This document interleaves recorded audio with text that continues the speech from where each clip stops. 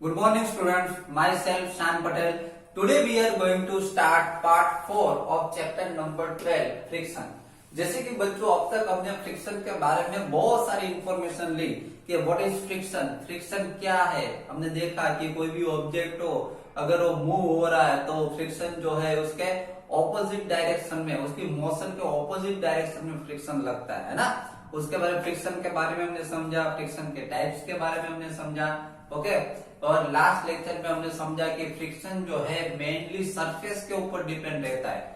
Rough surface है कि smooth surface है, उसके ऊपर फ्रिक्शन जो है वो डिपेंड रहता है। फ्रिक्शन जो है वो मोशन के ऑपोजिट डायरेक्शन में लगता है। ये सब इंफॉर्मेशन हमने फ्रिक्शन के बारे में अब तक पढ़ी। ओके, आज पार्ट 4 में हम ये फ्रिक्शन जो है उसके फ्रिक्शन जो है हमारे लिए कहाँ वो बेनिफिशियल है और कहाँ पे वो हमें हार्मफुल है, इसके बारे में हम समझेंगे। फ्रिक्शन जो है कहाँ पे हमारी डेली लाइफ में फ्रिक्शन कहाँ पे नेसेसरी है और कहाँ पे नेसेसरी नहीं है, कहाँ पे फ्रिक्शन की वजह से हमें नुकसान होता है। समझ में आ रहा है?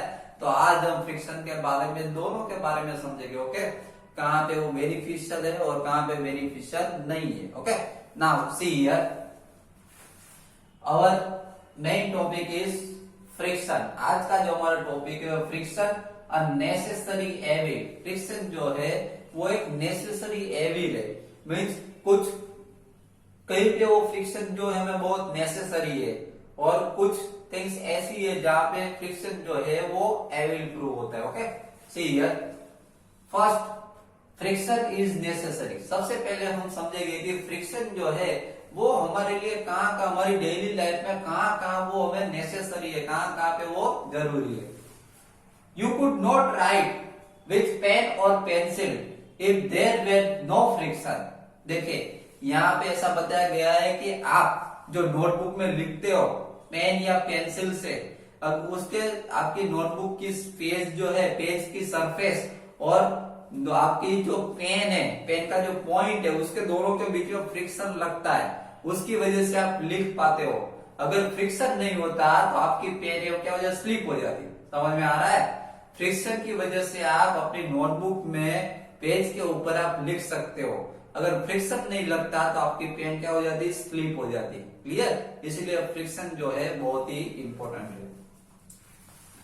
When your teacher is writing with chalk on the blackboard, its rough surface rubs off some chalk particles which stick to blackboard. देखिए यहाँ पे ऐसा बताया गया है कि जब टीचर, बराबर, जैसे कि मैं या फिर कोई भी टीचर, जैसे कि टीचर जो है पहले क्या था, पहले तो चौक ब्लैक बोर्ड आता था और चौक से लिखते थे, अभी तो मार्कर आ गई है। ओके, जब ये चौक या फिर मार्कर से, चौक से जब ब्लैक बोर्ड के ऊपर लिखते हैं, ओके, तब ये जो चौक जो है उसकी सरफेस और जो ब्लैक बोर्ड जो है उसकी सरफेस, दोनों के बीच में क्या लगता है, फ्रिक्शन लगता है, जिसकी वजह से, फ्रिक्शन की वजह से जो चौक पार्टिकल्स जो होते हैं वो ब्लैक बोर्ड के ऊपर स्टिक हो जाते हैं। समझ में आ रहा है? तो लिखने के लिए, ब्लैक बोर्ड पे लिखने के लिए भी फ्रिक्शन ही इंपॉर्टेंट है, फ्रिक्शन ही नेसेसरी है। फ्रिक्शन नहीं होता तो चौक ब्लैक बोर्ड के ऊपर स्लिप हो जाता। समझ में आ रहा है? फ्रिक्शन की वजह से वहां पे ब्लैक बोर्ड के ऊपर लिख सकते हैं। मैं यहाँ पे मार्कर से मैंने लिखा है तो ये फ्रिक्शन, जब मैं लिख रहा था तब ये फ्रिक्शन लगता है। समझ में आ रहा है? जैसे मैं कोई भी वर्ड लिखूं, जैसे कि यहाँ पे मैं फ्रिक्शन लिखूं तो ये मैं लिख पाता हूँ। यहाँ पे किसकी वजह से लिख पाता हूँ कि यहाँ पे फ्रिक्शन लगता है। किसकी वजह से? यहाँ पे फ्रिक्शन लगा, मार्कर और बोर्ड के बीच में फ्रिक्शन लगा, इसकी वजह से यहाँ पे मैं लिख पाया बोर्ड के ऊपर। समझ में आ रहा है? वरना मैं यहाँ पे नहीं लिख सकता, वरना मेरी मार्कर क्या हो जाती, स्लिप हो जाती। Okay, now if an object started moving it would never stop if there were no friction. देखिए बहुत ही इंटरेस्टिंग पॉइंट है कि कोई भी ऑब्जेक्ट जब मूव होना स्टार्ट होता है, जैसे कि बाइसिकल मूव हुई या फिर समझ लो कि कोई भी व्हीकल जब हमने मूव करना स्टार्ट किया, ओके, अगर फ्रिक्शन नहीं लगता तो फ्रिक्शन नहीं लगेगा तो वो जो मूव हो रहा है जो ऑब्जेक्ट वो कभी स्टॉप ही नहीं होगा। समझ में आ रहा है? फ्रिक्शन की वजह से वो स्टॉप होता है। आप बाइसिकल लेके जाते हो, आपको बाइसिकल स्टॉप करनी है तो आप ब्रेक लगाते हो, ब्रेक की वजह से फ्रिक्शन लगता है जिसकी वजह से बाइसिकल स्टॉप हो जाती है। कोई कार लेके जा रहा है, कार को स्टॉप करना हो तो उसका इंजन बंद करते हैं और उसको ब्रेक लगाते हैं, ओके, जिसकी वजह से क्या होता है, उसमें फ्रिक्शन लगता है और वो कार हो जाती है, वो स्टॉप हो जाती है। समझ में आ रहा है? ओके, तो जब फ्रिक्शन नहीं लगता तो ये जो कोई भी व्हीकल है, कोई भी ऑब्जेक्ट हो, एक बार मूव होना स्टार्ट हुआ बाद में वो कभी स्टॉप नहीं होगा। फ्रिक्शन है इसीलिए वो स्टॉप होता है। Okay, had there been no friction between the tires and the road, they could not be started or stopped or turned to change the direction of motion। देखिए यहाँ पे ये जो व्हीकल का एग्जांपल आया कि टायर एंड रोड के बीच में फ्रिक्शन लगता है जिसकी वजह से व्हीकल इजीली मूव हो सकते हैं। समझ में आ रहा है? ओके, अगर टायर और रोड के बीच में, अगर दोनों के बीच में फ्रिक्शन नहीं लगता तो वो ऑब्जेक्ट है वो स्टार्ट ही नहीं हो पाता, वो रोड के ऊपर चल ही नहीं सकता। ओके, जैसे ही चलने जाएगा स्लिप हो जाएगा। फ्रिक्शन लगता है इसी वजह से वो मूव हो सकता है। ओके, और स्टॉप, फ्रिक्शन की वजह से वो व्हीकल है वो स्टॉप हो सकता है। और turn to change the direction, और डायरेक्शन चेंज करनी हो, डायरेक्शन आप व्हीकल लेके जा रहे हो, आपको डायरेक्शन चेंज करनी हो तो रोड और टायर के बीच में फ्रिक्शन लगता है, उसकी वजह से वो चेंज हो सकती है। अगर फ्रिक्शन नहीं लगता और आप अगर डायरेक्शन चेंज करने जाते हो तो स्लिप हो जाएगी भाई। समझ में आ रहा है? तो फ्रिक्शन की वजह से होता है, फ्रिक्शन लगता है इसी वजह से हम इजीली रोड के ऊपर कोई भी व्हीकल लेके जा सकते हैं, रोड के ऊपर हम वॉक कर सकते हैं। रोड के ऊपर हम वॉक करते हैं ना, वो भी फ्रिक्शन की वजह से ही कर पाते हैं। अगर समझ लो कि हमारे जो फुट है वो और रोड के बीच में फ्रिक्शन लगता है जिसकी वजह से हम इजीली वॉक कर पाते हैं, हम स्लिप नहीं होते। अगर फ्रिक्शन नहीं होता तो हम जैसे ही हम चलने जाते हैं, वॉक करने जाते हैं, हम स्लिप हो जाते हैं। समझ में आ रहा है? तो फ्रिक्शन की वजह से हम इजीली वॉक कर सकते हैं, रन कर सकते हैं, व्हीकल्स मूव कर सकते हैं, ये सब ओके फ्रिक्शन से कर सकते हैं। Now you could not fix a nail on the wall और टाई अ नॉट। देखिए हम नेल, वॉल में हम नेल फिट करते हैं, नेल डालते हैं ना हैमर से, और नेल जो है बोर्ड के ऊपर ऐसे हम नेल डालते हैं। ओके, तो नेल जो है वो फ्रिक्शन लगता है बॉल और नेल के बीच में, इसीलिए हम उसमें फिट हो जाता है। नेल जो है वो अगर फ्रिक्शन नहीं लगता तो उसमें फिट नहीं होता, स्लिप हो जाता है। Now without friction no building could be constructed. देखिए ये भी एक इंटरेस्टिंग पॉइंट है कि विदाउट फ्रिक्शन, फ्रिक्शन के बिना कोई भी बिल्डिंग जो है वो कंस्ट्रक्ट नहीं हो सकती। समझ में आ रहा है? फ्रिक्शन लगता है इसीलिए बिल्डिंग कंस्ट्रक्ट होती है। फ्रिक्शन नहीं लगता तो क्या हो जाती, वो जितने भी ब्रिक्स रखते हैं क्या हो जाती, स्लिप हो जाती। एक ब्रिक के ऊपर दूसरी ब्रिक रखते हैं तो उससे दोनों के बीच में फ्रिक्शन लगता है, उसी की वजह से वो रेप आती है।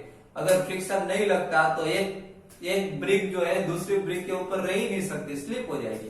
समझ में आ रहा है? तो फ्रिक्शन की वजह से ये जो बिल्डिंग जो है कंस्ट्रक्ट करते हैं वो भी फ्रिक्शन की वजह से ही हो पाती है। ओके, तो यहाँ पे हमने ये सब पॉइंट जो है फ्रिक्शन इज नेसेसरी, फ्रिक्शन जो है वो कहाँ पे नेसेसरी है, फ्रिक्शन की कहाँ जरूरत पड़ती है, उसके बारे में ये सब पॉइंट्स हमने समझे। Okay, now second point, friction is evil. Friction जो है वो एविल कहाँ पे प्रूव होते हैं? ओके, फ्रिक्शन जो है कहाँ पे नेसेसरी नहीं है, उसकी वजह से हमको क्या नुकसान होता है उसके बारे में समझते हैं।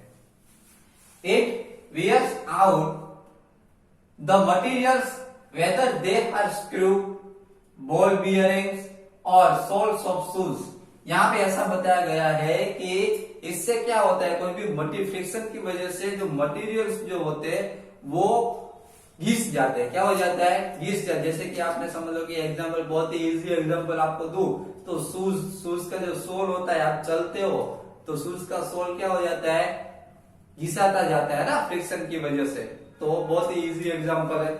Now you must have seen worn out steps of foot over bridges eight railway station, railway station में आपके you have seen worn out steps of food, आपके जो फूड से वो स्टेप्स आप ले तो उसके बारे में देखिए, उसके भी फ्रिक्शन जो है वो उसके लिए हार्मफुल है। Okay, then friction can also produce heat. देखिए यहाँ पे बहुत ही इंटरेस्टिंग पॉइंट है कि फ्रिक्शन जो है वो हीट प्रोड्यूस करता है। अभी आपके दिमाग में क्वेश्चन हो कि सर फ्रिक्शन जो है वो हीट कैसे प्रोड्यूस करता है, तो देखिए यहाँ पे एग्जांपल्स भी दिया है उसका कि vigorously rub your palms together for a few minutes, how do you feel? Okay, अपनी जो पाम है, दोनों पाम को, ये दोनों आपकी जो पाम से हैंड की दोनों vigorously एकदम जोर से दोनों पाम्स को ऐसे रब करके जाइए, जोर से एकदम प्रेशर के साथ दोनों पाम्स को ऐसे रब करते जाइए। दोनों पाम्स रब होगी तो आपको लगेगा कि हीट प्रोड्यूस हो रही है, दोनों पाम क्या हो जाएगी, गर्म हो जाएगी। ओके, तो यहां से पता चलता है कि फ्रिक्शन की वजह से हीट प्रोड्यूस होती है। क्या होता है, heat produce. Okay, then when you strike a matchstick against the rough surface it catches fire. ये तो आपको पता ही है कि जब मैचस्टिक जो है, मैचस्टिक को जब रफ सरफेस पे स्ट्राइक करते हो, when you strike a matchstick against the rough surface, match box आपने देखा है। ओके, मैच बॉक्स जो है उसकी एक साइड की सरफेस जो आप देखोगे, दोनों साइड की सरफेस वो कैसी होती है, रफ होती है। जब मैचस्टिक लेके आप जब करते हो, जब क्या करते हो, जब स्ट्राइक करते हो, जैसे कि मैं आपको एग्जांपल के साथ समझाता हूं कि किस तरीके से आप करते हो। देखो मैचस्टिक के मैं साथ समझाता हूं आपको, एग्जांपल के साथ समझोगे तो आपको ज्यादा पता चलेगा। जैसे कि देखो ये मैच बॉक्स है, मैच बॉक्स में ये जो सरफेस जो है वो रफ सरफेस है, दिख रही है। अभी देखिए ये मैचस्टिक है मेरे पास, ये मैचस्टिक है, मैचस्टिक को मैं रफ सरफेस है उसके साथ में रब करूंगा तो क्या होगी, इजीली कैच फायर, उसपे क्या लग जाएगी, फायर लग जाएगी। समझ में आ रहा है? तो इस तरीके से मैचस्टिक्स जो है वो अगर मैच बॉक्स के हार्ड सरफेस के साथ जब रब करेंगे तो क्या लग सकती है, fire. Okay, now you might have observe that the jar of a mixture becomes hot when it is run for a few minutes. देखिए आपने ऑब्जर्व किया होगा कि जब मिक्सचर जो होता है, मिक्सचर की जो जार होती है, फ्यू मिनट, थोड़े मिनट के लिए जब वो रन हो, मिक्सचर जब चलता है, मिक्सचर जब अब ऑन करते हैं तब मिक्सचर जब थोड़ी मिनट्स के लिए, फ्यू मिनट्स के लिए जब चलता है तब उसके ऊपर की जो जार होती है वो धीरे धीरे क्या होती है, हीटिंग होने लगती है, वो गर्म होने लगती है। ओके, तो वो किसकी वजह से होता है, वो फ्रिक्शन की वजह से होता है। Clear? Now when a machine is operated, heat generated causes much wastage of energy।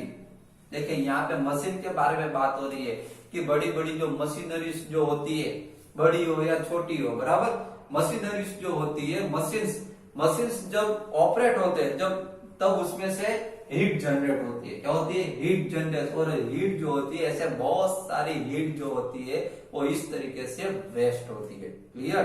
तो बच्चों आज के लेक्चर में हमने बहुत ही इंटरेस्टिंग फ्रिक्शन के टॉपिक्स के बारे में समझा कि फ्रिक्शन जो है वो कहाँ पे हमको नेसेसरी है, फ्रिक्शन की हमको कहाँ पे जरूरत पड़ती है।